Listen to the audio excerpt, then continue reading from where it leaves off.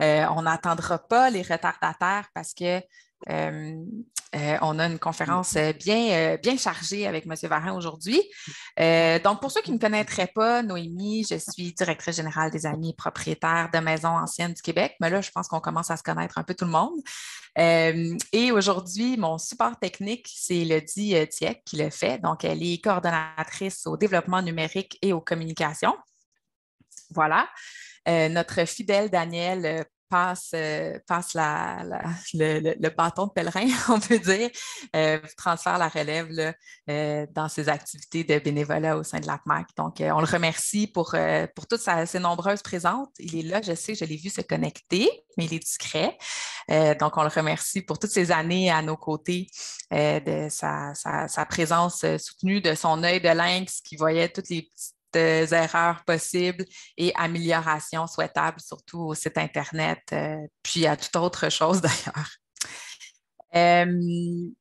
Donc, au niveau technique, je fais juste un petit rappel rapide. Là. Si vous êtes déconnecté de la présentation, si le son coupe, si vous avez une difficulté technique, vraiment le moyen le plus efficace, en fait, là, c'est de se déconnecter puis de revenir par le même lien.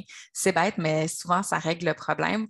Sinon, vous pouvez toujours essayer d'envoyer un courriel, puis on peut voir ce qu'on peut faire de notre côté. Là. Comme vous le voyez, j'ai un œil sur les courriels de temps en temps. Pour poser une question, vous l'avez déjà entendu, le signal d'enregistrement. Donc, on en a parlé. Les conférences virtuelles sont disponibles en ligne pour consultation par les membres après. Donc, on les enregistre. Donc, si vous ne voulez pas que votre visage apparaisse à la caméra, bien évidemment, fermez votre caméra. Si vous avez une question, vous pouvez toujours lever la main là, dans les réactions, là, le petit bonhomme en bas. Pour moi, il est en bas de mon écran. Donc, vous pouvez lever la main comme ça, puis on peut vous passer la parole simplement.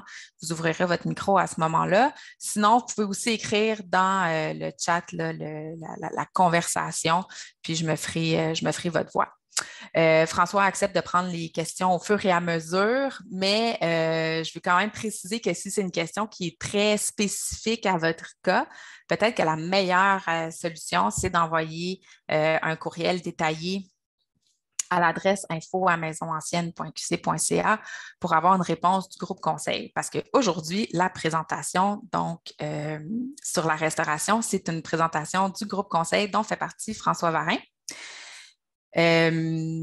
Le groupe conseil, qu'est-ce que c'est? Pour ceux qui ne sauraient pas, ça se peut. Donc, c'est un ensemble de personnes fort avisées et ayant une expertise en restauration et en entretien d'immeubles anciens.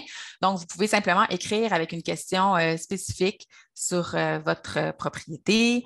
Mes fondations ont une craque, il y a une odeur bizarre au grenier, je ne sais pas de quel style architectural est ma propriété. Vous envoyez quelques photos pour bien illustrer le hic, le problème, et puis le groupe conseil va vous répondre. Donc, voilà. Donc, François Varin fait partie du groupe conseil. Son expertise, c'est 30 ans au sein de Rue Principale, entre autres. Puis, de nos jours, il fait beaucoup de formations aussi, notamment dans l'accréditation développée entre le Conseil des métiers d'art et le Cégep du Vieux-Montréal comment ça s'appelle, en métier du patrimoine. Donc, voilà. Et je ne m'éternise pas, mais je veux quand même vous signifier que les inscriptions sont ouvertes pour les activités de l'été. Donc, on a très hâte de se retrouver en chair et en os sous le soleil, on l'espère. On a envoyé nos demandes à Dame Nature avec les dates. Donc, la première est au mois de juin à Gros-Style et puis ensuite, on suit avec Buckingham, Saint-Romuald et Saint-Irénée. Et finalement, l'Assemblée générale aura lieu, ça m'échappe. Je suis en train d'oublier l'Assemblée générale. Mais enfin, aura lieu plus tard en octobre. À Louisville. À Louisville, merci. Merci beaucoup, Daniel. Donc, à Louisville en octobre. Donc, on espère vous voir dans les activités très, très nombreux. Et sans plus tarder, donc voilà, François Varin avec sa présentation sur faire des bons choix quand il vient le temps de restaurer et d'entretenir nos propriétés. Oh, bonjour, merci d'être là. Je vais essayer d'être le plus intéressant possible, du moins en espérant que je puisse répondre à vos questions. Alors, je vais partager mon écran. On a fait un test vendredi. J'espère que tout va bien aller. Alors, je vais Est-ce que vous voyez bien mon écran? Non, pas du tout. Je pense que François, vous avez obligé, comme vendredi, d'appuyer sur le gros bouton vert, partage d'écran, share screen. Oui, j'ai appliqué, mais je pense que je n'ai pas pesé sur le bon bouton.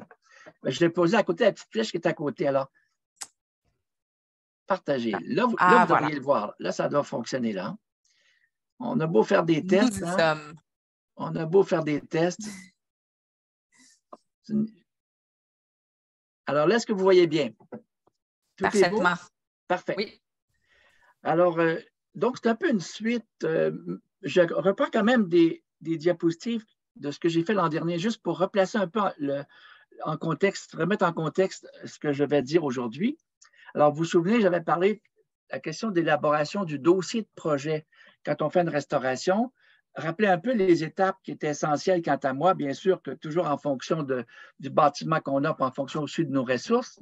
Donc, ce n'est pas nécessairement obligatoirement systématique, mais de faire une recherche historique élémentaire, documentaire, bien sûr d'analyser visuellement notre bâtiment, de photographier, de faire un curtage parfois, c'est-à-dire le curtage étant, on dépose un matériau qui peut cacher d'autres matériaux derrière. Entre autres, si par exemple on a un bâtiment qui est recouvert d'un revêtement de vinyle sur les murs, il y a fort à parier que derrière le revêtement de vinyle, vous allez retrouver ou une planche à clin en bois ou un bardeau de bois ou autre matériau. De faire une recherche comparative, c'est-à-dire que de votre bâtiment, il y a certainement des bâtiments semblables qui ont été construits dans l'environnement de votre bâtiment. Donc, ça peut être intéressant parfois de comparer, de faire le relevé. Encore une fois, ce n'est pas tous les gens qui ont à faire un relevé et qui peuvent faire un relevé. L'idée, c'est que si on a à faire des travaux importants, par exemple un agrandissement, c'est intéressant d'avoir un relevé des dimensions de la maison pour que l'agrandissement s'intègre bien avec le bâtiment original. D'avoir un dossier de travaux, c'est-à-dire de penser au fait que les gens qui suivront, parce que notre patrimoine, notre bâtiment est un héritage qu'on transmet normalement aux générations qui suivent, c'est bien si on a documenté ce qu'on a fait comme intervention. Et bien sûr, le programme d'entretien étant essentiel, si tous nos bâtiments avaient bien été entretenus, on n'en aurait pas vraiment beaucoup de problèmes de conservation de bâtiments.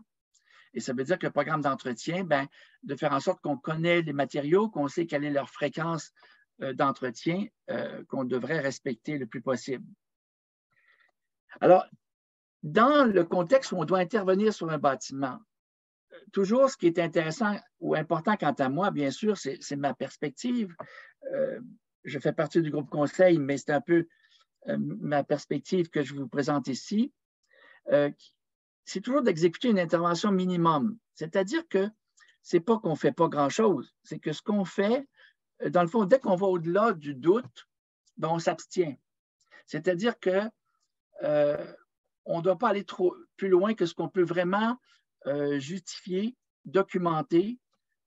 Donc, on parle d'exécuter une intervention minimum qui va avoir le minimum d'impact sur le bâtiment qu'on veut protéger, qu'on veut conserver, de telle façon qu'on va conserver le plus possible son authenticité et son intégrité.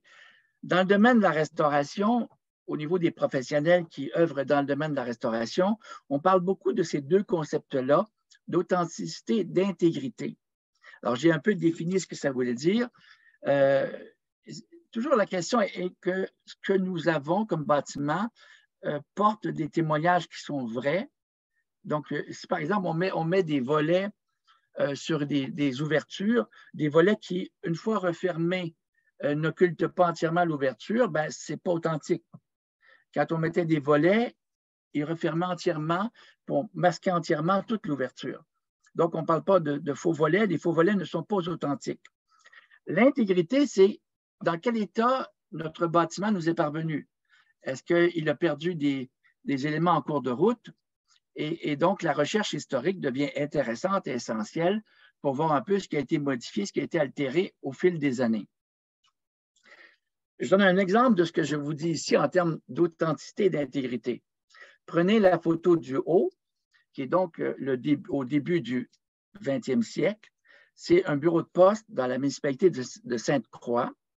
Et on voit très bien qu'en 1980, la photo de droite en haut, on voit que le bâtiment a su conserver sur près de 80 ans un peu sa personnalité d'une certaine façon. On voit que les ouvertures, les lucarnes dans le brésis de la mansarde, la tourelle, la galerie fermée du côté gauche, le garde-corps avec les barottins tournés, tout est assez original, assez semblable à ce qui était au début du 20e siècle. Je parle de ce cas-là parce que je l'ai vu, comme je ne demeure pas tellement loin de Sainte-Croix, je l'ai vu évoluer. En 2000, j'y suis retourné et on avait perdu la tourelle, on avait perdu les matériaux de revêtement sur le toit à la mansarde. On voit qu'on a ici un bardeau d'asphalte alors qu'on avait un bardeau de bois. Les lucarnes ont été modifiées, ont été simplifiées, ont été banalisées, quant à moi, mais on a conservé, encore en 2000, on avait conservé la véranda fermée du côté gauche et on avait aussi conservé le garde-corps et le lambrequin qu'on voit dans le haut de la galerie, là. Et j'y suis retourné aussi curieusement il y a quelques semaines pour voir que finalement, on n'avait même pas réussi à conserver ce qui était un élément intéressant de ce bâtiment-là. Et tout ça pour dire que quand on hérite d'un bâtiment ou on a un bâtiment, c'est intéressant de voir, de mieux comprendre comment notre bâtiment a évolué, de mieux comprendre ce qu'il a apporté à l'époque de sa construction comme éléments architecturaux. Et bien sûr qu'on voit comment la recherche historique est importante, de retrouver des photos anciennes qui nous permettent d'apprécier comment le bâtiment a évolué. Et parfois, il a conservé ses caractéristiques, d'autres fois, il les a perdues. Et souvent, ce qui se passe, c'est que les bâtiments perdent leurs caractéristiques au fur et à mesure, au fil du temps. Et petit à petit, parce que les règlements municipaux, vous le savez, ne nous aident pas à bien conserver tout ce qui fait la qualité d'un bâtiment, tout le détail de conception. Les bâtiments qui sont dans des zones qu'on appelle les PIA, où il y a un plan d'implantation et d'intégration architecturale qui est en vigueur, bien sûr que s'il y a une certaine clairvoyance au niveau de ceux qui appliquent la réglementation, on va être capable aujourd'hui de conserver ces détails de conception. Alors, mais donc, la priorité, par contre, quand on intervient sur un bâtiment, c'est vraiment de s'assurer de la stabilité et du bon état structural du bâtiment. Avant de penser à changer les fenêtres, les portes ou le revêtement, est-ce que d'abord, on ne doit pas se questionner sur la stabilité, la solidité de notre bâtiment? Est-ce qu'il est structurellement en bonne santé? Les défaillances structurelles qu'on peut observer sur les bâtiments, quand on observe le bâtiment entièrement, et j'en avais parlé dans la première présentation l'an dernier, tous les endroits où on doit regarder pour mieux apprécier notre bâtiment. On part du sous-sol, on va jusque dans l'entretoit, de la fondation à la toiture à l'extérieur, mais les causes majeures ou principales d'une défaillance structurelle pour un bâtiment, c'est le facteur de l'eau. C'est-à-dire que c'est l'eau, dans le fond. Si on n'avait pas d'eau, curieusement, on a besoin d'eau, mais s'il n'y avait pas l'eau, nos bâtiments se conserveraient davantage. Alors, la présence d'eau, partout où l'eau peut être retenue par un élément architectural, ça veut dire qu'il y a peut-être infiltration d'eau. Donc, il faut toujours regarder ces endroits où l'eau est retenue davantage par un élément de conception. Ça peut être aussi une mauvaise conception. Si, par exemple, vous avez des fenêtres de bois et qu'on n'a pas eu soin d'assurer de faire un bon linteau qui se projette, donc qui éloigne l'eau du mur avec un solin qui protège la liaison entre le linteau de la fenêtre et le mur, bien, on va avoir des problèmes d'infiltration d'eau nécessairement. Le manque d'entretien. On est souvent face à ça, un manque d'entretien, au point tel que le bâtiment se dégrade et que là, bien, la municipalité octroie un permis de démolition parce qu'on considère que c'est trop difficile à récupérer. On sait que rarement un bâtiment ne peut pas être récupéré, mais on est influencé beaucoup par ce qu'on voit. Donc, l'entretien est important pour garder la qualité architecturale et la qualité esthétique de notre bâtiment. Et bien sûr, l'usure du temps. Le côté exposé aux rayons solaires, Par exemple, le bardeau de bois va s'user davantage du côté soleil, du côté où l'exposition du soleil est la plus importante. Donc, il faut finalement, à chaque année, suivre un peu comment évolue le bâtiment. Il y a aussi des facteurs extérieurs, comme les vibrations causées par des travaux qui se font à proximité, des travaux qui ont abaissé la nappe phréatique. On sait que les bâtiments ne sont pas tous assis sur le roc, et parfois, ils sont assis sur une nappe argileuse qui est baignée dans l'eau, qui garde sa densité, mais que s'il y a des bâtiments qui sont construits à proximité et qu'on creuse davantage, on rabaisse le niveau de la nappe phréatique et on assèche l'argile et le bâtiment peut donc subir un affaissement. Et donc, c'est important de voir est-ce qu'il s'est passé quelque chose extérieurement.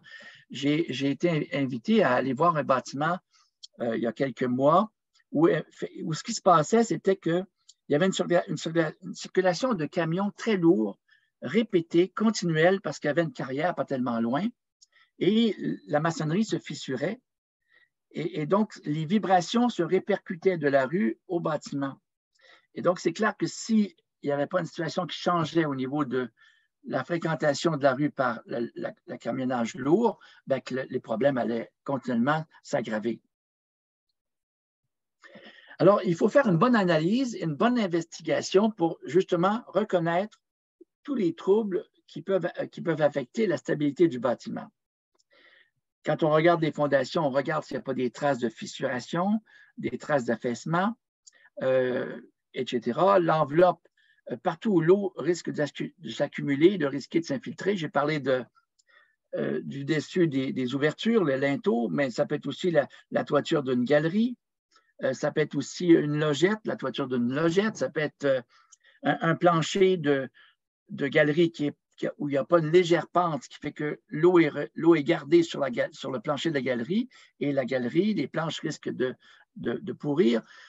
Donc, on peut penser que l'eau, souvent, quand je regarde un bâtiment, je me dis toujours que l'eau, si on donne une pente aux éléments horizontaux, une légère pente, on va repousser, éloigner l'eau du bâtiment, de l'élément sur lequel l'eau est retenue. Et bien sûr, la structure, partout où il y a une présence d'humidité qui va entraîner une détérioration, un affaiblissement ou un désordre structurel. J'ai des diapositives qui suivent où je vais revenir sur ces différents éléments. Alors, regardons d'abord le cas d'un magasin qui s'appelle le magasin Bolduc à Baie-Saint-Paul, juste pour illustrer un peu mes propos. Ce bâtiment-là, si on le regardait attentivement, si on regarde ici dans le parapet, au haut du mur, il y a des traces des taches. Dans le fond, il y a eu l'eau il y a beaucoup d'eau qui est présente. Il n'y a pas de ce qu'on appelle un solin de parapet. Il n'y a pas d'abord, le parapet, il est droit, il n'y a pas de projection. Donc, ça veut dire que l'eau, par infiltration, risque de chercher à entrer dans le bâtiment. Alors, quand on regarde ça et qu'on l'observe, alors qu'en avant, voyez-vous, en avant, il y a une projection au niveau du haut du mur, alors qu'il n'y en a pas sur les murs latéraux, alors qu'il devrait y avoir une certaine projection. Mais tout ça pour vous dire que à un moment donné, la ville fait des travaux dans la rue, des travaux qui, bien sûr, créent des vibrations. Et comme on pouvait prétendre qu'il y avait eu d'infiltration d'eau par les traces qu'on voit ici, bien, on voit très bien ici que les vibrations ont entraîné l'affaissement d'une partie du mur. Quand on regarde ce mur-là, et ça va revenir à un point dont j'ai parlé l'an dernier, c'est que ici, on est en présence d'un revêtement de briques. Pas un mur massif en briques, mais un revêtement de briques sur un mur massif fait de pièce sur pièce. Donc, c'est intéressant toujours de voir les différentes façons dont on a construit, structuré nos bâtiments. Ici, pourquoi je dis que c'est on pourrait ne pas voir derrière le pièce sur pièce, mais juste en voyant que c'est des briques qui sont posées dans le sens de leur longueur, on dit en panneresse, et il n'y a pas de briques qui sont posées en boutisse, c'est-à-dire que des briques qui sont posés perpendiculairement et qui vont se chaîner dans l'épaisseur du mur, donc dans une autre épaisseur de briques. Alors ici, on a toutes les briques en panneresse, donc ce mur de briques-là, ce parement de briques, est retenu au carré de pièce sur pièce uniquement par des clous qui sont fichés dans le carré de bois et on accroche à ces clous qui sont fichés dans le carré de bois, on accroche le parement de briques.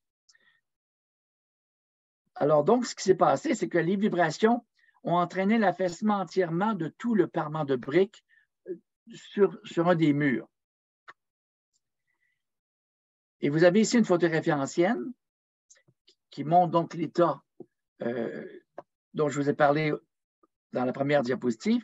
Et on a retrouvé, bien sûr, excusez-moi, on a retrouvé une photographie qui montre vraiment le bâtiment avant qu'il soit modernisé au début du 20e siècle avec un parement de briques était un bâtiment en pièce sur pièce. C'est très mauvais comme c'est la seule qualité que j'ai, mais c'est vraiment un bâtiment en pièce sur pièce avec un toit à pignon, donc un toit en pente, et qui avait été rehaussé pour en faire un magasin au début du 20e siècle. Et donc, ça vient justifier le fait que c'était un parement de briques qui était fixé sur un carré de pièce sur pièce. Ce qui est intéressant, c'est que le fait d'avoir cette connaissance-là, c'est que le propriétaire a poursuivi la ville et je suis intervenu pour témoigner du mauvais entretien qui avait entraîné cette situation-là. Donc, la connaissance qu'on a de la construction, des matériaux, nous permet de comprendre des situations qui peuvent survenir. Quand on parle de fissuration, si on a une maçonnerie, par exemple, et là, une maçonnerie pleine, qu'elle soit en briques ou en pierre, c'est intéressant de voir qu'il peut y avoir, s'il y a une présence de fissures, il faut voir dans quel sens vont les fissures. Par exemple, si vous avez des fissures comme celle-ci, ça veut dire que c'est un affaissement qui est à la verticale. Dans ce sens-là, c'est un affaissement qui est à l'horizontale. Et vous avez ici un affaissement ou des tensions qui sont à l'oblique. Donc, il y a moyen de lire, en regardant la nature des fissures, de lire dans quel sens s'exercent les pressions ou dans quel sens se fait un affaissement. Prenons l'exemple ici de ce dessin qui est tiré d'une brochure de la Ville de Québec. Vous voyez ici très bien le linteau. Il y a deux phénomènes ici. Vous avez le linteau qui était pas assez fort pour le couvrement de l'ouverture qu'il avait à couvrir. Il s'est cassé en deux. Donc, il y a toujours une dimension maximale de largeur pour qu'un linteau puisse résister. Autrement, on va faire ce qu'on appelle une plate-bande, c'est-à-dire un peu à la française, on va avoir trois éléments pour qu'il y ait une clé au centre qui va bouger en fonction des efforts que le linteau doit supporter. Alors ici, ce phénomène-là, c'est uniquement un linteau qui sera à changer parce qu'il n'était pas assez fort pour supporter la charge de maçonnerie au-dessus. Et c'est ce que nous indique le type de fissure, de dislocation qu'on voit ici. Alors qu'ici, on voit très bien qu'il y a probablement un affaissement général de la façade. Donc, probablement qu'au niveau des fondations, il y a un affaissement. Est-ce que c'est un affaissement parce qu'il y a un affouillement sous la fondation? On comprend bien que mon propos n'est pas aujourd'hui de vous donner toutes les solutions parce qu'il faudrait qu'il y ait un problème particulier et qu'un expert ou qu'un œil averti puisse aller voir au sous-sol, regarde dans quel état est l'assise du bâtiment. Mais donc, la lecture des fissures peut nous donner une idée de la nature de la problématique. Cette fissuration-là est beaucoup plus importante que ça qui est beaucoup plus localisé. Donc, il peut y avoir des fissurations qui sont un phénomène localisé et des fissurations qui indiquent un phénomène beaucoup plus important. Vous avez aussi un autre phénomène, si on parle de maçonnerie, de bombement qu'on peut retrouver au niveau d'un mur de briques comme au niveau d'un mur de maçonnerie. C'est-à-dire que si on se place sur un côté du bâtiment et qu'on regarde le profil du bâtiment, et si on voit des bombements, on peut se poser des questions. Est-ce que le bombement est quelque chose qui peut être inquiétant ou simplement un bombement qui naturellement s'est créé à la construction? Bien, ça, il faut pouvoir l'évaluer. Quand on a comme ça, on est en présence d'un bombement comme celle-là, bien, il faut faire des reprises de maçonnerie. C'est-à-dire qu'on démonte la partie, on enlève le... Ce qui s'est passé, c'est que pourquoi ça s'est provoqué, c'est qu'il y a eu de l'eau qui s'est infiltrée, bien sûr, par la corniche, au niveau le haut du mur. Cette eau-là a dégradé l'intérieur de la maçonnerie, créé de tassement qui pousse vers le bas et qui crée une pression pour faire se décoller le parement de briques ou le parement de pierre. Donc, la seule façon, c'est de démonter ici comme ici et de remonter la maçonnerie. Un peu comme, je n'ai pas l'exemple, j'aurais pu vous montrer un exemple de ça. Un autre phénomène qu'on peut trouver quand on regarde attentivement, c'est qu'on a tendance à poser des gouttières. La gouttière, elle doit bien jouer son rôle. Si elle n'est pas bien entretenue, si comme ici, elle est brisée, elle n'est pas, voyez-vous, elle n'est pas raccordée, ce que ça fait, c'est que ça crée des dommages beaucoup plus importants que ce que la gouttière voulait nous éviter. C'est-à-dire que là, elle va concentrer en un seul point une quantité d'eau extraordinaire qui va bien sûr venir saturer la maçonnerie et venir pénétrer à l'intérieur de la maçonnerie et créer des désordres. Parce que le problème de l'eau l'été, ce n'est pas un problème l'été, c'est qu'à l'automne et durant l'hiver, avec nos cycles de gel et dégel, on sait que l'eau, microscopiquement, prend de l'expansion quand elle gèle. Et si elle prend de l'expansion, elle va donc créer des pressions et faire se disloquer la maçonnerie, briser les joints, briser la maçonnerie. Un peu comme ici, voyez-vous, une autre gouttière qui n'allait pas jusqu'au sol. Et regardez les dommages qu'elle a causés. Uniquement une gouttière mal entretenue, alors que la maçonnerie en soi est en bon état, mais la gouttière va faire en sorte que les minéraux qui sont dans l'eau vont tacher non seulement la maçonnerie, mais vont aussi créer une surcharge d'eau qui va saturer la maçonnerie et qui, sous l'action des gels et des gels, va donc briser la maçonnerie. Alors, si vous avez des gouttières, assurez-vous de bien les entretenir ou carrément enlever les gouttières. C'est pire si on garde des gouttières qui sont mal entretenues. Un autre cas qu'il faut regarder au niveau de la corniche, au niveau du bord de la toiture, c'est la question souvent, ça survient bien sûr en saison hivernale, c'est l'accumulation de ponts de glace. C'est-à-dire que, et ça, c'est relié au phénomène d'une mauvaise isolation à l'intérieur. Regardez le dessin de gauche. Le bâtiment manque d'isolation. Qu'est-ce qui se passe? C'est que la chaleur qui migre à travers le plancher de l'entretoit ou le plafond du dernier étage, si vous voulez, va donc faire fondre la neige qui s'accumule sur le bord du toit. La neige qui s'accumule et la chaleur qui va faire la faire fondre va faire en sorte qu'il va y avoir un pont de glace qui se bâtit, qui grandit, qui grossit, et entre autres avec l'action du soleil dans des belles journées d'ensoleillé de l'hiver, va faire davantage fondre la neige et va donc créer davantage cette digue de glace. Et ce qui se passe, c'est que la digue de glace qui va bloquer l'écoulement de la neige qui fond sous l'action du soleil, de plus en plus, il va y avoir accumulation, blocage, et l'eau va commencer à s'infiltrer sous les éléments de la toiture. Alors, une bonne isolation, bien faite, et là, il y a plusieurs guides qui traitent de l'isolation.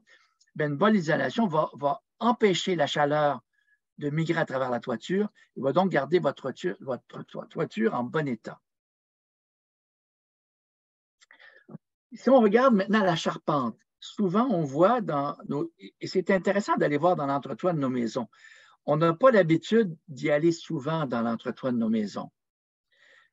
Mais ça nous révèle énormément de choses. D'une part, s'il y a eu de l'infiltration d'eau, entre autres, si on a des cheminées, on sait que l'endroit névralgique d'une cheminée, où elle perce la toiture, s'il n'y a pas une bonne protection de la liaison entre la cheminée qui perce la toiture et la toiture elle-même, donc s'il n'y a pas des bons solins, on appelle ça des solins qui protègent ces angles entre la verticalité de la cheminée et l'horizontalité de la toiture, il faut qu'il y ait un détail de conception qui est un solin qui est bien fait, qui empêche l'eau de s'infiltrer. Donc, si on va dans une toiture, dans un entretoit et qu'on regarde notre toiture, on peut voir partout où on a des traces d'humidité, des traces foncées, s'il y a eu ou non infiltration d'eau. Peut-être ces infiltrations-là sont le phénomène il y a 20, 30 ans avant qu'on change le recouvrement de la toiture. C'est possible, mais si c'est toujours mouillé, ben c'est un phénomène qui se poursuit, qui est donc assez actuel. Dans ce cas-ci, ce n'est pas une maison, mais c'est une ancienne grange. Pour vous expliquer aussi souvent ce qui se passe, c'est qu'il y a tellement d'éléments de charpente. Quand on ne connaît pas trop comment est constituée une charpente traditionnelle, on va couper des éléments de charpente. Il y en a tellement qu'on peut enlever un élément, ça ne devrait pas avoir trop de conséquences. Or, chaque élément dans une charpente traditionnelle joue un rôle fonctionnel. Chaque élément est important. Si on le coupe, il faut compenser ce qu'on a fait par un autre artifice de charpenterie pour compenser ce manque de pièces-là. Dans ce cas-ci, il y avait eu beaucoup d'entraits de coupés. En coupant des entraits qui retiennent les pieds des chevrons et qui empêchent donc la toiture de s'affaisser, les entraits agissent comme tirants. En coupant des entraits, ben, les chevrons ont tendance à vouloir s'écarter. Et en voyant ça, on a mis, à une époque, on a mis des supports en Y, pensant que c'était la façon de pouvoir contrer ce phénomène-là. On a aussi mis des grands tirants rattachés. Alors, ce qui se passait, c'est que les chevrons, à leurs pieds, poussaient sur la sablière et la clé qui en soi retenait ensemble les deux sablières, dans lequel s'encastrait le pied du chevron, ben, la pression était tellement forte que les deux sablières étaient en train de s'écarter. Donc, on a en même temps posé ce tirant d'acier. Et quand on est intervenu, ben, c'est clair qu'il y avait une accumulation de ces Y-là, de ces tirants qui faisaient que l'espace était inutilisable au deuxième étage. Alors, ce qu'on a fait, c'est qu'en comprenant bien comment fonctionne une charpente ancienne, vous avez donc des chevrons, vous avez un entrait, vous avez une double sablière qui permet de bien assujettir la poussée des chevrons à la tête des murs, avec les jambes ici en D. C'est un modèle de ferme, avec ici une jambe de force qui permet aussi de rigidifier la liaison entre le pied des chevrons et le haut des murs. Ben, en comprenant bien comment ça fonctionnait, on a donc, ce qu'on a fait, c'est qu'on a commencé à mettre des jambes de force.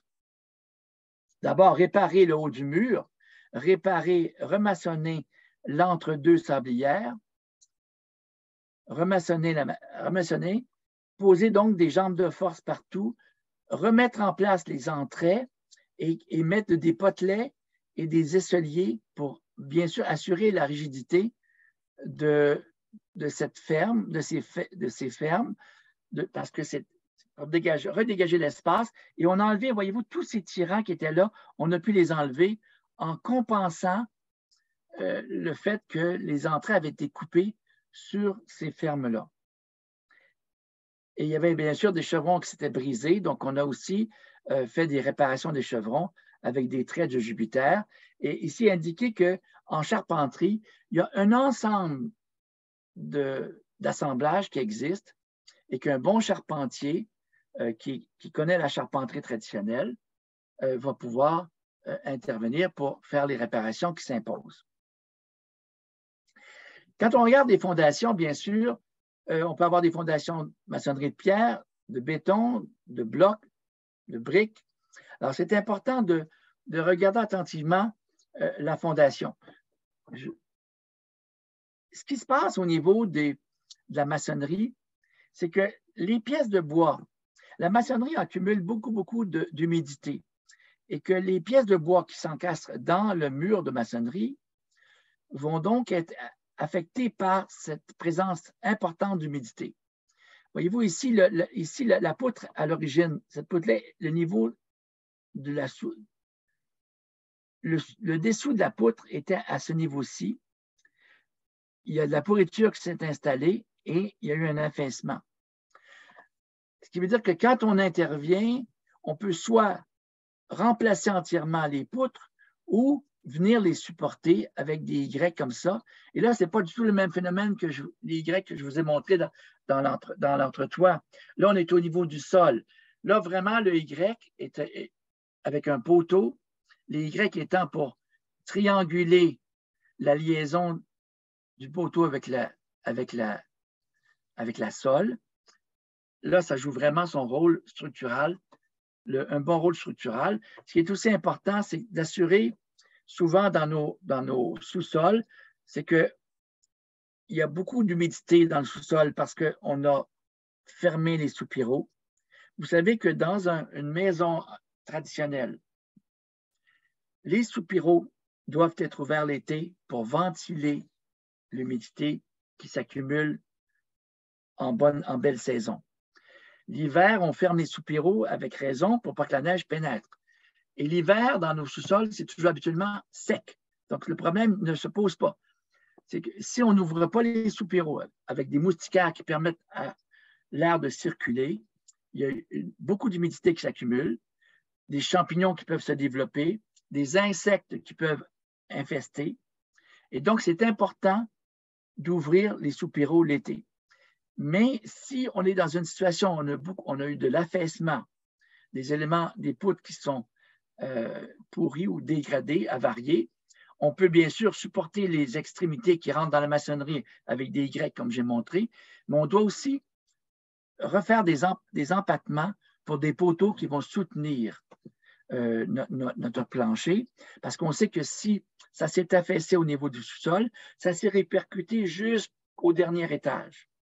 Donc, il faut comme remonter, et ça se fait, on peut avec des vérins remonter petit à petit les planchers, un tour à chaque jour, sur une période d'une trentaine de jours, on peut arriver à retrouver le niveau de nos planchers. Et bien sûr, il faut ensuite faire des empattements avec des pièces qui vont supporter les fermes, les solives qui font le plancher du rez-de-chaussée. C'est possible aussi si on veut, par exemple, on a des problèmes de fondations qui ne sont pas assez profondes, on peut par ce qu'on appelle en faisant du sous-œuvre, approfondir notre fondation, soit en maçonnerie, soit en béton. Vous avez un mur de maçonnerie, par exemple, qui a peut-être seulement 2 pieds de hauteur. Vous voulez utiliser l'espace au sous-sol où vous avez un problème de mouvement, bien, on peut creuser. On peut ensuite, ce que le dessin montre ici, c'est qu'on ne peut pas entièrement refaire, creuser sur l'ensemble du mur d'un même côté sur toute la longueur du mur. Il faut y aller par section pour pas que le bâtiment risque de s'affaisser. Alors, on creuse d'abord l'endroit où on a indiqué le chiffre 1, et là, on approfondit, donc on coule une base de béton qui va nous donner plus de hauteur, la hauteur qu'on veut pour utiliser notre sous-sol ou la hauteur qu'on veut pour éviter que la maçonnerie soit, pour s'assurer que la maçonnerie est hors gel. On sait qu'au Québec, il faut que le mur de maçonnerie soit à peu près 4 à 4 pieds et demi sous la ligne de gel, de profondeur, excusez-moi, pour être vraiment sous la ligne de gel. Donc, ce n'est pas 4 pieds et demi sous la ligne de gel, mais s'assurer qu'il est sous la ligne de gel. Donc, il faut au moins que c'est à 4 pieds à 4 pieds et demi de hauteur. Et quand ça s'est solidifié, que le béton est mûr, mais là, on peut passer aux sections 2, ensuite aux sections 3, et ainsi de suite. Bien sûr que si on a beaucoup d'accumulation d'humidité, je vous réfère à un petit guide de la Ville de Québec qui montre comment, qui s'appelle l'isolation, qui montre comment rendre davantage sain notre sous-sol, qui indique comment il faut mettre un gravier, mettre un polythiène, mettre un gravier et s'assurer aussi à l'extérieur de mettre, on voit ici un isolant, de s'assurer que notre drain va vraiment prendre toute l'eau qui s'accumule à l'extérieur, donner une pente au terrain environnant pour s'assurer que l'eau est vraiment écoulée.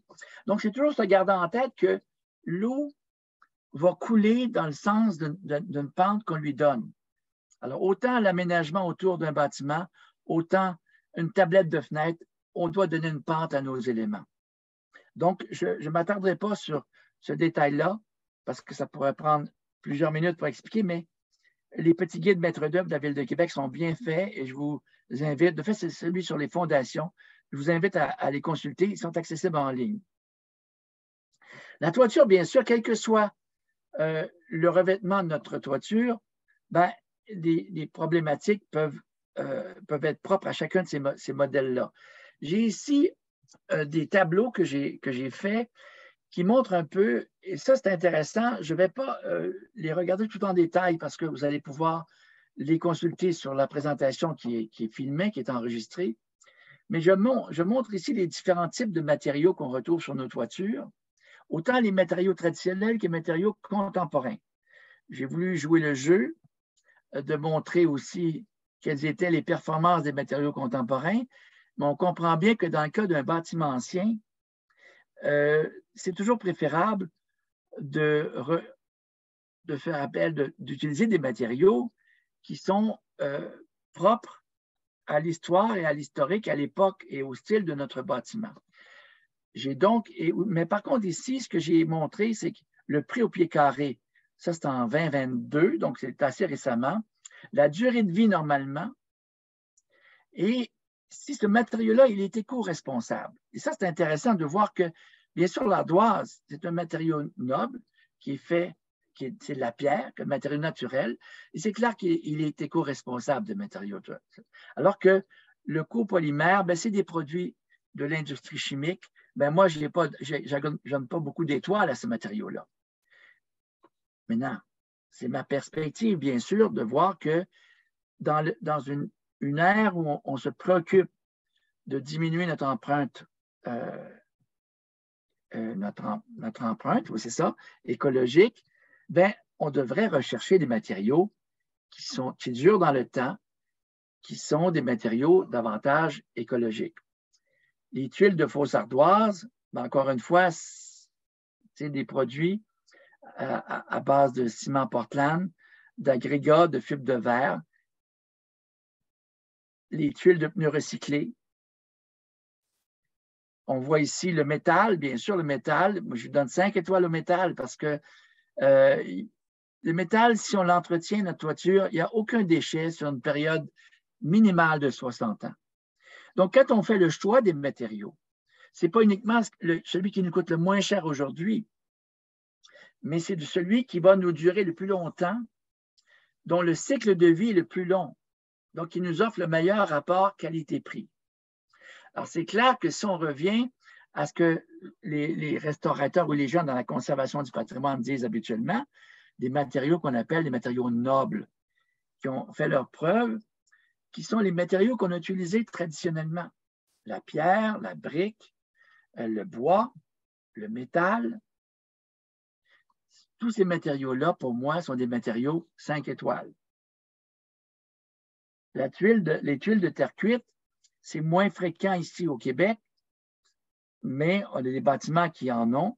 Alors, c'est clair que, encore une fois, c'est un matériau qui est naturel, et moulé. Alors, pour moi, c'est de 5 étoiles. Là. Donc, je vous inviterai à voir un peu, bon, j'ai tout indiqué ici les avantages et les inconvénients. J'ai les tuiles de béton, les bardeaux de fibre de verre. Il y a beaucoup de choses qu'on nous offre sur le marché actuellement aujourd'hui. C'est beau, c'est des beaux efforts. C'est peut-être moins cher, c'est peut-être moins d'entretien, sauf qu'encore une fois, il faut qu'on ait des matériaux qui s'entretiennent. Le choix, il est là. Utilisons des matériaux qui peuvent s'entretenir. Au niveau des murs, vous avez une panoplie donc de revêtements possibles. Encore une fois, j'ai ici un tableau qui illustre un peu les différents types de revêtements qu'on retrouve pour les murs. Le coût installé au pied carré, vous m'excuserez si je parle du pied carré, Moi, je suis d'ancienne génération où moi, je ne peux penser pour m'y retrouver qu'en pieds carrés et en dollars, heureusement, ce n'est pas en euros, en dollars. La durée de vie, bien sûr. Regardez la brique, là.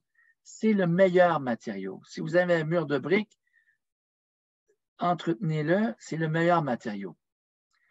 Bien sûr, la maçonnerie de pierre aussi.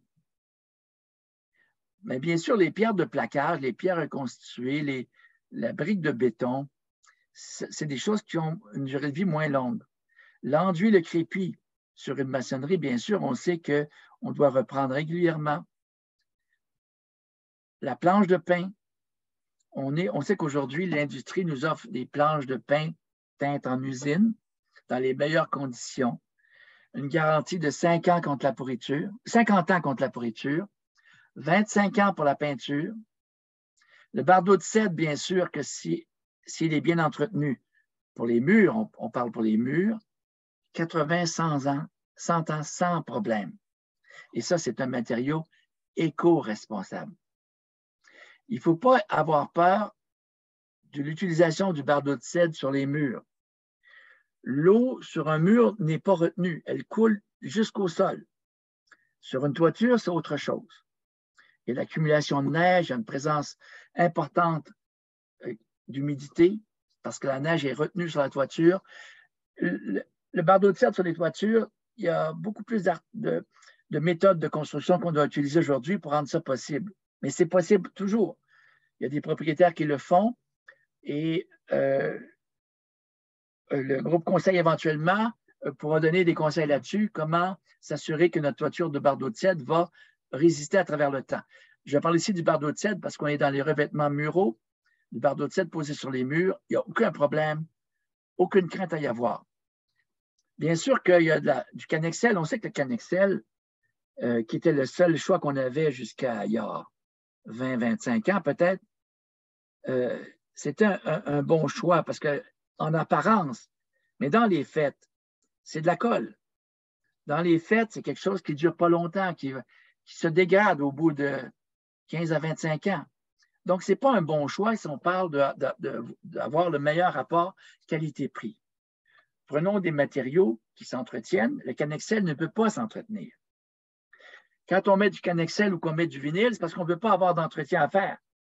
Mais on n'a pas le choix que de faire d'entretien. Le vinyle se dégrade, se farine au fil des années. Je vous invite à utiliser des matériaux durables qui s'entretiennent, comme le bois, le profilé à clin d'aluminium, qui existe aussi, qu'on a mis beaucoup à certaines époques. Alors, donc, je vous invite à consulter ces tableaux-là. Je ne dis pas que c'est... vous allez tout y trouver que il y a là la voie, la vérité et la vie, là, pour reprendre la formule. Je vous invite, si vous avez des corrections à apporter à ces tableaux-là, ça va me faire plaisir d'apporter les correctifs. Moi, c'est en fonction de ma connaissance, mon expérience, mais il peut y avoir évidemment de mon biais aussi, parce que c'est clair que je ne vous conseillerais jamais de mettre du vinyle sur un bâtiment. Alors, si vous aimez le vinyle, ben vous n'avez pas la bonne personne. Je vais renforcer l'idée que le revêtement de bois, que ce soit du bardeau ou de la planche à clin, c'est une solution universelle. C'est une solution québécoise, c'est-à-dire qu'on a une ressource tellement abondante au Québec, arrêtons d'envoyer notre bois aux États-Unis, travaillons-le ici, modulons-le ici et appliquons-le sur nos bâtiments. C'était la réalité de nos régions, avec des détails qui étaient différents suivant les régions. Nos bâtiments ont été construits, des bâtiments dont on a hérité aujourd'hui, qui datent de 100, 150, 200 ans, ont toujours été recouverts, revêtus d'un revêtement de bois. Et ça fonctionnait très bien jusqu'à temps où on décide que on n'aime pas faire de l'entretien, on met du vinyle alors qu'on prenait là une mauvaise décision. Et souvent, sur le revêtement de vinyle, vous allez retrouver le revêtement original qui est en bois, qui ne demanderait probablement que de simples réparations pour retrouver tout son lustre.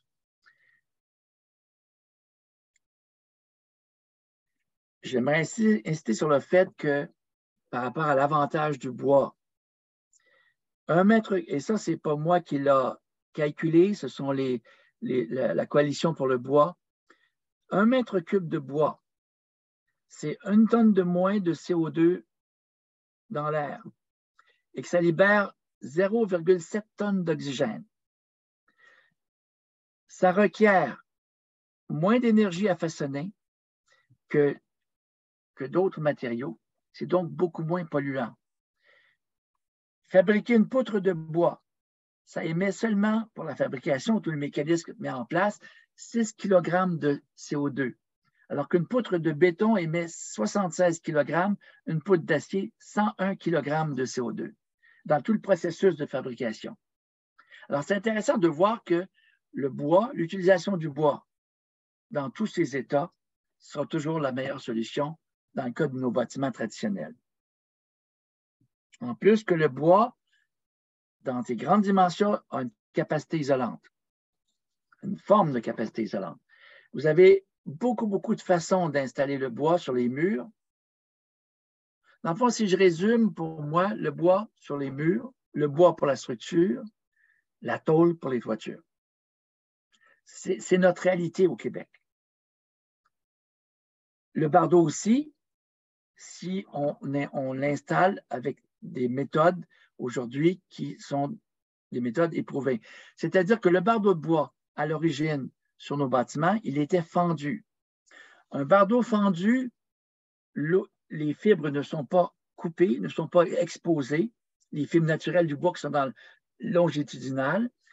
Donc, l'eau va couler sur les fibres, sur la paroi extérieure des fibres du bois. Alors que quand il est scié, ça expose les fibres, donc c'est l'eau qui peut entrer dans les fibres du bois, qui peut saturer le bois, et d'où la dégradation éventuelle du bois, considérant la trop grande présence d'eau qui a saturé le bois. Mais aujourd'hui, il faut le reconnaître, comme on ne fend plus le bardeau de bois. Encore que ça pourrait être une très belle entreprise, ça, qui recommencerait à fendre le bardeau de bois. On aurait des toitures de bardeau de bois qui dureraient 60-70 ans sans problème. Alors que là, parce qu'il est scié, ça dure 25-30 ans. Et si on veut allonger la durée de vie, ben on doit traiter le bardeau de bois avec des produits de traitement avant la pose, où on les trempe dans un préservatif, ou on les enduit d'huile de lin, mais il faut régulièrement faire cette opération-là. Sinon, ça ne peut pas durer plus que 25-30 ans.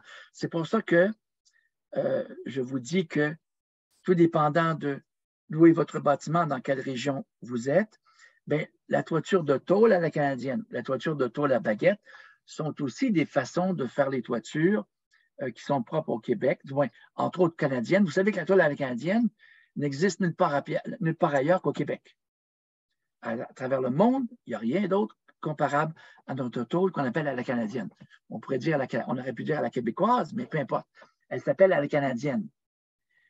De fait, si je vais être plus précis, partout où il y avait où on avait le Bas-Canada, c'est-à-dire aussi dans l'Ontario francophone et aussi un peu au Nouveau-Brunswick. C'était propre au Bas-Canada, la tôle à la canadienne. Et aujourd'hui, ben, c'est au Québec qu'on a réussi à la conserver et c'est un excellent produit pour nos toitures. Mais quiconque veut une toiture à bardeau de bois sur son bâtiment, ben, il y a toutes sortes de précautions à prendre et on pourra éventuellement vous en parler davantage. Le bardeau de bois, l'avantage, comme la planche à clin, c'est que ça se répare. Ça se répare aisément. Alors que le Canexel, ça ne se répare pas. Le vinyle, ça ne se répare pas. Ça se casse, ça se farine, ça se dégrade, mais ça ne se répare pas. Voyez-vous, ici, vous avez le fameux Canexel. Regardez un peu l'état du Canexel. Ça, c'est pas le Canexel, c'est Masonite, ça. Mais le Canexel, c'est un peu le même phénomène qui se passe. C'est que la couche de couleur qu'on met pour donner l'apparence finie au Canexel au Masonite, ben, c'est quelque chose qui se dégrade au bout de 15-20 ans. Et on est pris pour avoir un substrat, donc une matière qui est très difficile sur laquelle il est difficile d'appliquer une peinture. Et pourquoi on a mis ça en se disant qu'on ne voulait pas faire d'entretien? Si de toute façon, on essaiera de faire de l'entretien qu'on ne pourra pas faire parce que le matériau ne le permet pas. Donc, choisissons des matériaux qui peuvent s'entretenir. La brique, ça se nettoie aussi. Regardez ici, encore une fois, la maçonnerie de briques, il y a deux façons de voir l'entretien de maçonnerie de briques. Avec les polluants qui on chauffait au charbon ou peu importe, beaucoup de polluants qui se sont déposés sur nos maçonneries de briques, mais on peut simplement, avec un bon détergent, avec un jet d'eau sous pression, on ne fait pas ça au mois de novembre, on fait ça durant l'été pour que la maçonnerie puisse sécher, bien sûr, et regardez comment on peut retrouver le bel effet de maçonnerie de briques originale. Et je vous décourage d'utiliser le jet de sable. Le jet de sable avec l'eau sous pression, avec les décapants, quand une maçonnerie est peinturée, il faut trouver vraiment je reviens sur ce que je veux dire. Une maçonnerie peinturée, il faut la décaper avec un décapant qui doit être le bon décapant en fonction de ce qu'on a comme couche de peinture. Est-ce qu'elle est au plomb? Est-ce qu'elle est une autre couche de peinture? Et on applique le décapant et on rince avec un jet d'eau sous pression. Il faut éviter le jet de sable. Le jet de sable, c'est une très mauvaise solution. Regardez ce que ça fait, le jet de sable. La brique étant l'élément le plus fragile par rapport au joint de mortier, on va creuser notre brique, on va briser la couche de cuisson qui protège la brique des conditions extérieures. Et là, en ayant voulu régler un problème de saleté ou de peinture sur la brique, ayant utilisé le jet de sable, finalement, on a dégradé de façon irréversible la maçonnerie et on s'est mis dans une situation où le problème va de pire en pire. Donc, le jet de sable est à proscrire. Mais le décapant, avec un jet d'eau sous pression, fait en belle saison pour que la maçonnerie ait le temps de sécher, c'est une bonne solution. Encore qu'on peut aussi souhaiter garder notre brique peinturée, mais la brique sale, comme on a vu précédemment, je pense qu'on peut facilement, avec un bon détergent, la nettoyer. Les fenêtres, bien sûr, une panoplie de types de fenêtres. J'ai aussi des tableaux qui montrent un peu les différents modèles de fenêtres. Encore une fois, je ne vous surprendrai pas en vous disant que le meilleur choix, le choix 5 étoiles, c'est la fenêtre de bois, le duo fenêtre contre fenêtre. En termes d'isolation, c'est aussi le meilleur rendement. Meilleur que le verre thermos. Le verre thermos est dans un seul cadre de bois qui est soumis à des efforts importants de part et d'autre. Donc, je vous réfère à ce tableau-là. Je vous invite à faire attention à ces fenêtres de remplacement qu'on installe en PVC ou autrement, avec des faux petits bois, avec des verres thermos, qui nous font perdre souvent par rapport à une fenêtre originale comme celle-ci, qui nous font perdre souvent près de 30% de lumière naturelle qu'on laisse entrer dans nos demeures. Donc,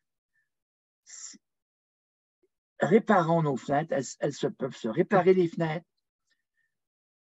Souvent, habituellement, c'est la tablette qui est à réparer parce qu'elle est à l'horizontale, elle retient l'eau, ou la traverse du bas de nos fenêtres, et souvent que de la contre-fenêtre. Ça peut se réparer facilement par un artisan habile, sans problème, à un coût vraiment inférieur. J'ai déjà parlé de ce tableau-là, je vois que l'heure avance. Noémie avait raison de penser que j'avais trop de diapositives comme toujours. Je m'en excuse.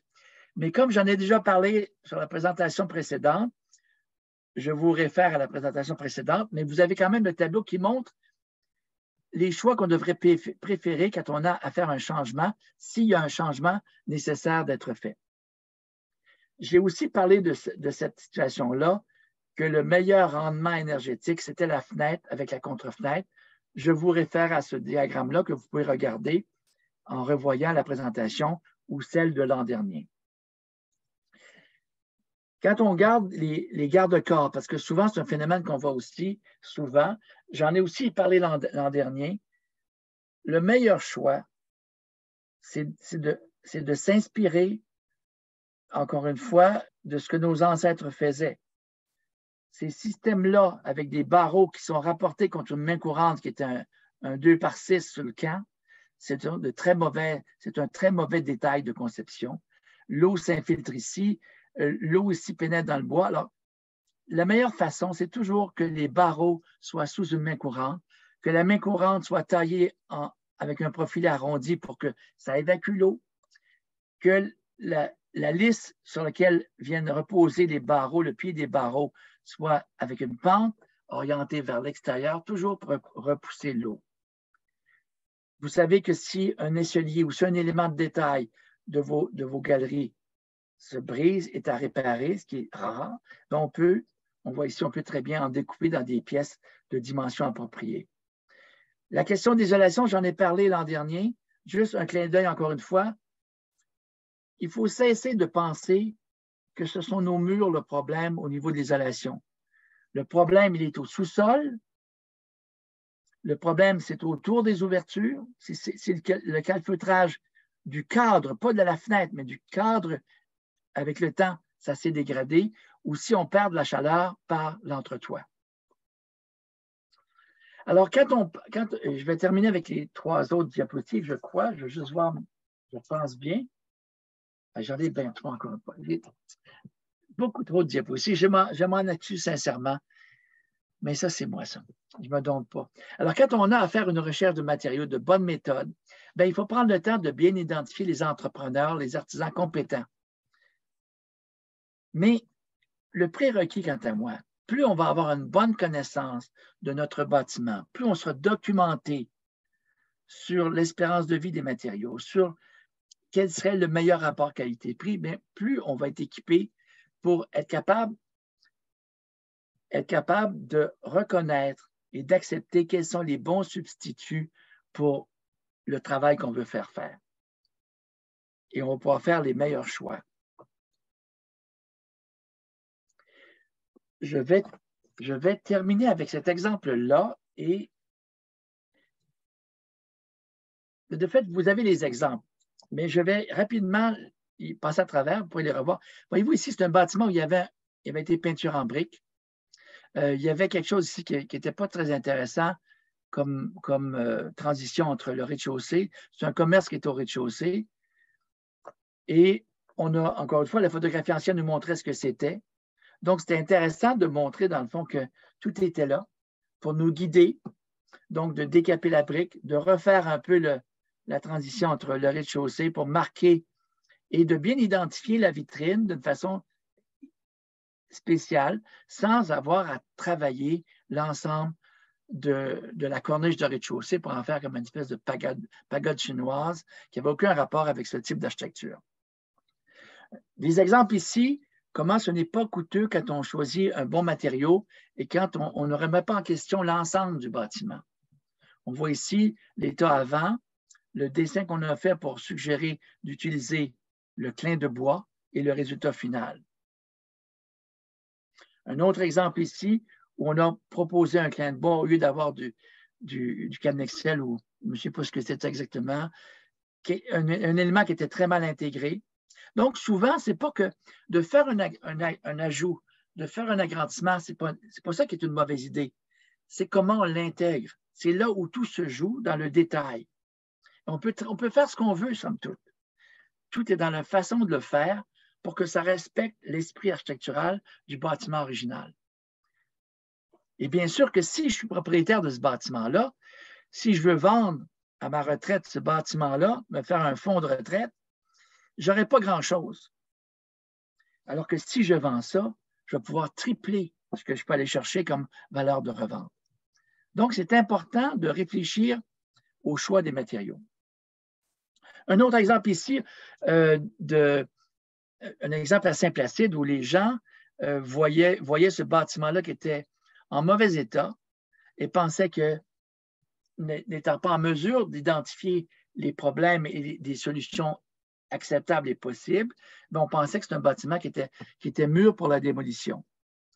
En attirant l'attention sur les différents éléments, sur la connaissance des matériaux, sur les façons d'intervenir, ben, on a convaincu des gens de faire une corvée à l'interne. Il y a une corvée qui fait que le coût est très minime. On a décapé la brique, on a refait les corniches, on a refait la toiture et on en a fait un bâtiment qui a une grande valeur aujourd'hui et qui est occupé alors qu'il n'était pas occupé par le passé. C'est à Saint-Placide. Alors, je termine avec je pense, c'est la... Je m'excuserai de vérifier. Bon, j'en ai 3 petites diapositives en rafale rapidement avant de répondre à vos questions, si vous en avez des questions, bien sûr. En soi, restaurer, ça coûte moins cher que construire ou que reconstruire. Si on conserve, ce qui est encore bon. Et souvent, on a peur de conserver des choses parce qu'on pense que ça ne peut être conservé. Si on connaît les matériaux, leur résistance, leur durabilité et leur comportement, on peut conserver énormément d'éléments de notre bâtiment. C'est important d'obtenir plusieurs soumissions. Ce n'est pas tout le monde, tous les entrepreneurs qui sont sensibles aux constructions anciennes. Si on sait, si on a la vision de ce qu'on veut, on va trouver le bon entrepreneur ou le bon artisan qui va savoir respecter ce qu'on souhaite qu'il soit mis en valeur. Bien faire les choses. Et je termine avec celle-ci, véritablement, oui. Non, c'est l'avant-dernière. Si on entretient, c'est une économie sur le long terme qu'on va faire. De faire un choix de matériaux pour avoir le meilleur rapport qualité-prix. Au bout de la ligne, c'est moins coûteux. Si, par exemple, je mets du bardeau d'asphalte sur ma toiture, au bout de 60 ans, j'aurais dû la changer à peu près 4 à 5 fois. Calculer le coût de ce que ça veut dire, alors que si je mets une tôle, c'est plus cher quand je le fais, mais ça va durer au-delà de 60 ans et j'aurais fait une dépense une seule fois, avec tous les travaux et les inconvénients que ça représente. Les matériaux qui s'entretiennent, donc facilité d'entretien, et bien sûr, les matériaux qui sont bien adaptés à notre architecture, ça nous fait un bâtiment qui est plus esthétique, les matériaux qui sont plus en harmonie avec le style architectural, et bien sûr, notre bâtiment a un plus grand pouvoir d'attraction, plus grande valeur de revente, bien sûr. Donc, en conclusion, ça vaut la peine, c'est économique, malgré ce qu'on peut penser, d'investir dans des matériaux de qualité qui ont fait leurs preuves. De choisir des matériaux donc au meilleur rapport qualité-prix, de choisir des matériaux et des techniques de mise en œuvre selon le style et l'histoire de notre bâtiment. Et bien sûr, je reviens, je pense que ça fait plusieurs fois que je le mentionne, je m'en excuserai, de choisir des matériaux qui peuvent s'entretenir. Le vinyle, ça ne s'entretient pas. Le canaxel, ça ne s'entretient pas. Le béton, oui, mais difficilement. Le crépi, oui, mais difficilement. Alors, il y a des choix à faire. Mais je ne dis pas qu'on ne doit pas mettre de crépi. Chez une maçonnerie qui est crépi, bien, nécessairement, ça fait partie de la donnée de mon bâtiment. J'aurai à entretenir mon crépi régulièrement. C'est ce que j'avais à vous présenter aujourd'hui. Alors, je ne sais pas s'il y a des questions. Et peut-être aussi nous suggérer, si jamais éventuellement vous voulez qu'on approfondisse certains aspects, parce que c'est toujours ces capsules-là d'1 heure. Hein. Je me rends compte, ça nous demande de ramasser beaucoup d'informations en trop peu de temps. Mais en trop peu de temps quant à moi. Merci, François. C'est vrai que c'est difficile de synthétiser parce qu'on veut aussi couvrir le plus largement pour le plus tout à fait. de propriétaires possible. Donc, effectivement. Moi, je retiens, en fait, vous le savez, tout le monde probablement, là, je travaille beaucoup sur la question des assurances, puis sur ce qu'on souhaite, c'est que les compagnies d'assurance reconnaissent davantage la durabilité des matériaux et donc couvrent pour plus longtemps là, des matériaux qui ont une durée de vie plus longue qu'une toiture habituelle. Là, ce qui est un peu le cas, il faut quand même leur donner un petit peu, là, mais et donc, cette reconnaissance-là me semble très importante, non seulement au niveau des assurances, mais c'est la journée de la Terre hier, puis on le sait, là, les chiffres varient, mais c'est autour de 30% des déchets qui sont dans les sites d'enfouissement qui viennent de la construction. C'est énorme, puis quand je pense aux maisons anciennes, c'est toujours ça de moins dans les dépotoirs où, en fait, on paye collectivement là, pour ces déchets-là, donc c'est sûr que c'est demander à un individu de contribuer peut-être plus quand il va remplacer ses fenêtres ou sa toiture, mais sur le long terme, ça fait une différence importante. Oui, d'ailleurs, pour aller dans ce sens-là, le bardeau d'asphalte, là, Mm-hmm. au bout de 60 ans, c'est 140 kilos qu'on a mis aux déchets. Mm-hmm. Alors que si on a mis la tôle, il n'y en a pas de déchets. Non, c'est ça. Puis on peut effectivement les réparer puis les entretenir aussi là, pour augmenter la durée de vie. Là, ce que justement là, le Canexel ou le clin de vinyle ou les fenêtres en PVC, c'est sans entretien, mais parce que c'est jetable, en fait. Donc, est-ce que quelqu'un a une question, un commentaire, une idée aussi, là, comme François le disait, ça peut être dans la lignée de ce que fait le groupe conseil, mais ça peut être aussi plus largement. Là, on est en train de commencer à réfléchir à la programmation des rendez-vous dimanche de l'année prochaine. Donc, peut-être que quelqu'un veut suggérer quelque chose. Là, vous pouvez soit l'écrire dans le chat ou comme Dave Bélanger, lever la main. Bonjour. Bonjour, M. Varin. Toujours un plaisir de vous revoir. C'est une suggestion, question. Je me souviens, lorsque vous étiez venu présenter à la MRC de Portneuf, avant l'ère pré-pandémique, c'était en 2019, je pense, vous aviez, il me semble, évoqué peut-être une idée de projet qui était de aider à dater des choses, par exemple, quand un matériel est scié à la scie ronde versus à la scie de chasse ou les types de clous et tout ça. Je trouve que ce serait vraiment, en tout cas, c'est peut-être que ça a déjà été fait, mais je ne sais pas où vous en êtes dans cette idée-là. C'est fait. Oui? C'est fait. Je vais le partager avec l'association. J'en ai d'ailleurs parlé avec Noémie vendredi dernier, savoir si l'association est intéressée à avoir ces tableaux-là que j'ai montés. Je suis en train à ce moment-là de les faire mettre en page pour qu'ils soient un peu attrayants à regarder. Là. Mais effectivement, je l'ai fait. Puis encore une fois, je vais les transmettre à l'association. N'hésitez pas si vous avez des correctifs à apporter, parce qu'encore une fois, je n'ai pas la science infuse. Ça me fera plaisir d'ajuster les tableaux pour qu'ils soient le plus fidèles possible aux réalités de nos matériaux et d'évolution de nos matériaux. C'est une excellente nouvelle. Merci beaucoup. Oui, on est très content de pouvoir partager ça. Merci. Madame Couillard. Oui, bonjour à tous. J'aimerais faire un peu de pouce sur le revêtement extérieur. Je suis courtier immobilier. J'aime beaucoup les propriétés anciennes. Je me spécialise là, depuis quelques années à la maison ancienne et je possède d'ailleurs une propriété ancestrale. J'ai appris dernièrement par une compagnie québécoise qui fait du Canexel pour M. Varin et les autres. Le Canexel, effectivement, a une durée moyenne de vie de 15 à peut-être 20 ans. Et surtout, comme vous disiez, M. Varin, si jamais le Canexel est exposé aux intempéries, au soleil, etc., et que sa décoloration disparaît et qu'en plus, le silicone n'est pas fait ou les clips sont absentes, il est en fin de vie. Donc, on sait que le Canexel a été un produit de marque à la fin de l'année 2000, où est-ce que les gens disaient que c'est un garantie à vie. Aujourd'hui, en 2023, on est loin de cette exclamation-là.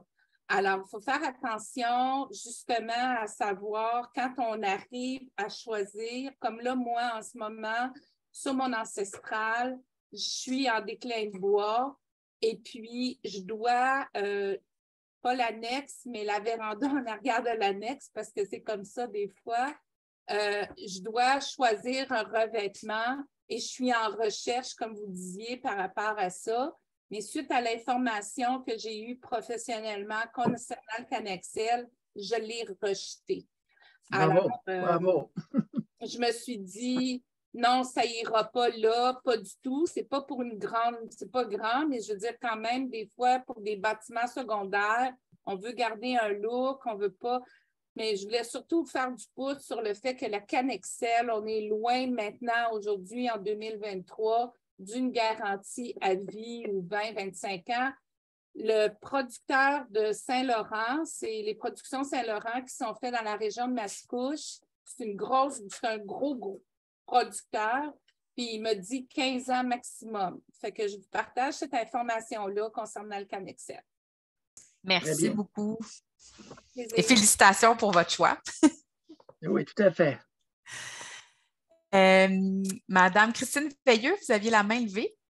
Mais c'est Monsieur Christine Veilleux. Ah, on ne vous entend pas, il faut ouvrir votre micro. Bon. Oui. Bonjour, je suis arrivé un peu en retard pour la présentation, mais ce que j'ai entendu était très intéressant. Je ne sais pas si c'est une question un peu pointue, mais c'est au sujet de l'isolation pour un mur de fondation dans une cave.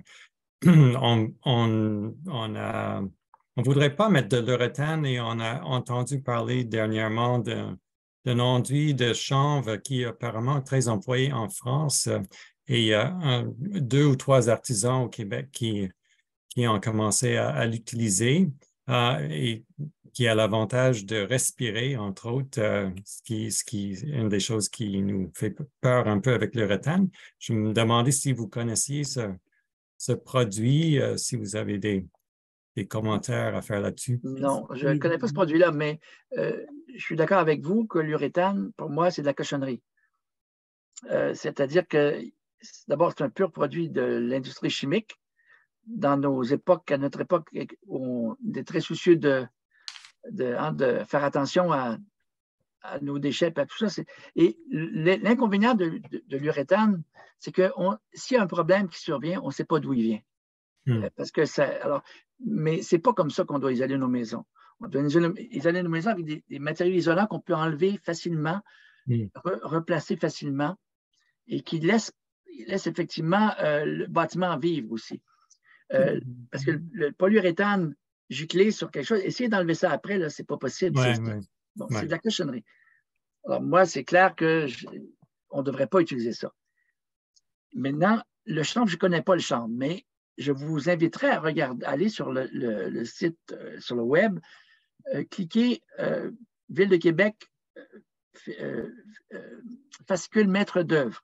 Il y a une brochure qui traite de l'isolation, qui va parler de l'isolation de la toiture, l'isolation des murs, et qui donne des excellents conseils en utilisant des matériaux plus traditionnels, comme la laine minérale ou le styrofoam ou des choses comme ça. Encore une fois, le styrofoam n'est pas... Mais c'est un pis-aller, dans le fond. Mais il montre comment faire l'isolation au niveau des murs de fondation, au niveau de l'entretoit, au niveau des toitures. Okay. Parce que juste parler d'isolation, on en aurait pour un bout de temps. Non, j'en doute pas. mais si vous avez une question plus particulière, plus pointue, effectivement, en l'adressant au groupe conseil, là, vous aurez un peu les commentaires de tous les membres du groupe conseil qui vont venir compléter peut-être votre compréhension. Mais la question du chanvre, je vais m'informer, je vais aller voir ce qu'il y en est. Le seul problème, c'est qu'on est en Amérique du Nord. Est-ce que c'est un produit qui est approprié? Sur le bord de la Méditerranée, ça va bien, mais on a des conditions climatiques très particulières. C'est probablement à l'intérieur qu'ils mettaient ça, j'imagine. Oui, mais nous, ça serait à l'intérieur aussi. D'accord, très bien. Mais je vous réfère à cette brochure-là de la Ville de Québec, qui est très bien faite. OK, merci. Peut-être que ça serait intéressant d'avoir une activité virtuelle spécifique à l'isolation. Puis on pourrait peut-être inviter différents spécialistes à... ça serait certainement très intéressant. Il y a comme aussi, parce que Madame parlait tantôt de véranda, il y a aussi comment faire une addition à un bâtiment, un ajout à un bâtiment. Il y a bien des façons de le faire, que ce soit une véranda, un bâtiment important qu'on veut rajouter, dans la longueur ou perpendiculairement. Ça pourrait être intéressant de regarder un peu comment bien faire les choses. Parce que c'est pas d'empêcher de le faire. C'est encore une fois, c'est que ce soit bien fait, bien intégré et que ça respecte l'architecture du bâtiment original. Oui, effectivement, les maisons anciennes sont parfois immenses, mais parfois très petites. Oui, Qu'on oui. cherche comment ajouter gagner un petit peu d'espace. Il y a des façons très simples de le voir et qui sont garantes de succès. Exactement. Oui, on garde ça en tête. Guylaine Saint-Denis, bonsoir. Allô. Mon Bonjour. mari a une question. Ah. Oui. Concernant l'uréthane giclé, moi, j'ai parlé à des entrepreneurs, là, même qui ne sont pas dans les maisons anciennes, là, mais appliquer là, entre des solives au-dessus du ciment, là, des morceaux qui ferment les solives, ou j'imagine, c'est la même chose sur une poutre qui est au-dessus d'une fondation. Là. C'est les contracteurs à qui j'ai parlé ont dit n'allez jamais mettre de l'uréthane giclé sur ces parties-là de bois. Ça pourrit en très peu de temps. Parce qu'il se forme une condensation, puis l'eau reste là. Non, tout à fait. Ça ne permet pas de respirer, ça, du tout. Et un bâtiment ancien doit pouvoir respirer. C'est comme quand les gens disent on doit mettre un scellant sur un mur de maçonnerie de briques, par exemple, à l'extérieur. C'est une vraie bêtise, ça, parce qu'il faut que l'humidité qu'on génère comme utilisateur d'un bâtiment puisse migrer vers l'extérieur. Elle va migrer de toute façon vers l'extérieur. Même sur une brique de ciment? Ben, tout à fait, parce que là, la pellicule, le scellant qu'on met emprisonne l'humidité qui cherche à sortir du mur, l'emprisonne et avec, encore une fois, toujours c'est de l'humidité. Non, c'est des particules d'eau qui, sous l'action des cycles de gel et dégel qu'on a, parce qu'on est au Québec, là. Oui. On a des moins 20, moins 25, moins 30, des plus 20, des choses. Il faut laisser respirer le bâtiment. C'est essentiel. Alors, on ne met pas de scellant. On peut le mettre, si on en met un, on met à l'intérieur, mais pas à l'extérieur. Parce que l'idée, c'est toujours le plus possible d'empêcher l'humidité de migrer de migrer à l'intérieur du mur. Donc, on la bloque le plus possible. Et elle va être ventilée par les ouvertures, par les fenêtres. C'est ça la façon dont fonctionne une maison ancienne. L'entretoit n'était pas utilisé. L'entretoit était une zone de ventilation et d'aération d'un bâtiment ancien. Donc, l'humidité migrait vers le haut et était ventilée parce que c'était jamais fermé de façon étanche, les corniches des maisons anciennes. Il y a ça aussi. Il y avait beaucoup de sorties d'air. Tout à fait, tout à fait. Donc, une autre question. Moi, j'ai accumulé avec les années beaucoup de vieilles quincailleries d'ancrage. Oui. Avec des vieux clous carrés et des vieilles moulures. C'est pas une quantité industrielle, mais des fois, ça pourrait dépanner. Où est-ce que vous me conseillez d'aller pour ça ou de contacter? Pour en obtenir, vous dites? Ou pour? Non, moi, là, je suis rendu à une étape où je vais laisser aller des choses. Là. Oh, vous voulez les donner ou les vendre? Les vendre ou les donner. Mais vous en départir. Oui. C'est sûr que les antiquaires peuvent être friands de ça. Ils vont vendre ça au gros prix, là, mais ils peuvent être friands de ça. Autrement, moi, je pense que ça serait intéressant peut-être de voir s'il y a beaucoup de membres comme vous qui voulez faire don ou voulez vous départir. Ça dépend. Oui, mais c'est ça qu'il y avait ça dans ma question. C'est au niveau des gens qui travaillent, qui sont intéressés au patrimoine. Mais ça me semble que la tribune de l'APMAC peut être une excellente tribune pour ça. Qu'elle recueille cette possibilité que vous avez des pièces de quincaillerie, vous avez des photographies qui Parce montrent. Il y a des pièces là-dedans, là, ça peut être utilisé à d'autres fins qu'à des ancrages, parce que c'est des belles pièces. Tout à fait. C'est des pièces forgées à la main. Et c'est précieux. Ça peut rendre service, de précieux services à des gens qui recherchent ça, qui ne trouvaient pas, puis qui tout d'un coup vont voir que vous aviez la pièce qu'ils cherchaient depuis longtemps. Donc, moi, je pense le contact, ça serait quoi? Oui. j'ai pas, moi, à dire à l'association quoi faire, mais il me semble que ça serait, puisque l'association peut devenir un peu une tribune d'échange puis de distribution d'informations, mais en même temps qu'elle ait une petite page là, à donner, à vendre, qui est preneur, il me semble que ça serait intéressant. Oui, bien, ça serait un marché. Ça serait intéressant d'en faire profiter des gens qui ont l'intérêt à ça. Et dans le but d'inclure ça dans leur... Tout à fait. Tout à fait. Mais je vous dirais que... intéressé, moi. Je vous dirais qu'on aimerait ça, mais je pense qu'on manque de ressources pour le faire, malheureusement. Puis, il y a énormément de pages sur Facebook, de groupes de passionnés de bâtis anciens puis de patrimoine où je pense que c'est une information qui circule mieux aussi parce qu'on peut géolocaliser tout ça, puis on peut communiquer directement avec les membres, avec les personnes qui publient les annonces, alors que nous, il y a une question de protéger des données confidentielles et puis tout ça, donc ça prend comme un intermédiaire qui va vraiment prendre le temps. Nos ressources étant bien occupées pour l'instant, je vous dirais que on n'est malheureusement pas capable de... Vous donnez de la job, le malheur. Oui, c'est ça. Non, mais surtout, honnêtement, s'il n'y avait pas d'autres canaux efficaces, j'y réfléchirais très sincèrement, mais très sérieusement, en fait. Mais comme je pense que Facebook fait vraiment un bon travail à ce niveau-là, on n'est pas efficace, là. Désolée. Dernière chose, moi, j'ai construit, il y a une couple d'années, un atelier à la manière d'une vieille grange. J'avais acheté un volume là, sur les timber frames.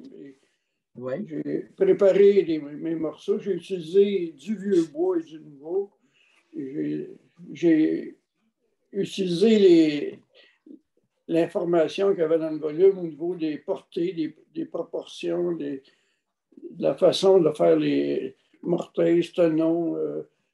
Tantôt, je voyais, il y avait un nom là, pour un assemblage. Je ne me rappelle plus exactement, mais comment sifflet, moi j'appelais ça un sifflet. Oui. Bon.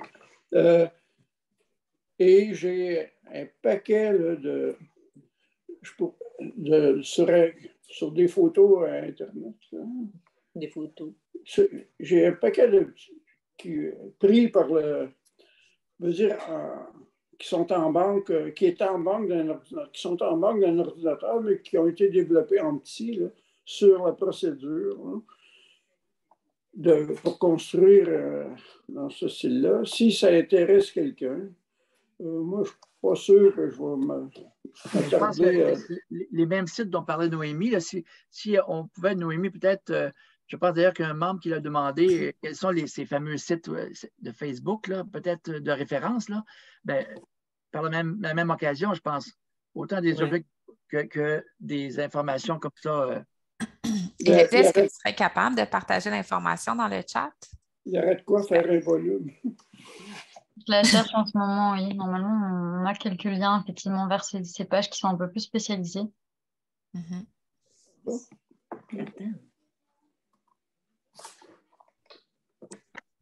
Aviez-vous fait le tour de vos questions? C'était en plusieurs volets. Non, c'est correct. Non, mais merci, M. Varin. C'est super intéressant, puis ça a passé trop vite, là. On aurait pu échanger plus longtemps. Ça passe vite une heure. Et plus on vieillit, plus on trouve que ça passe vite une heure. Vos choix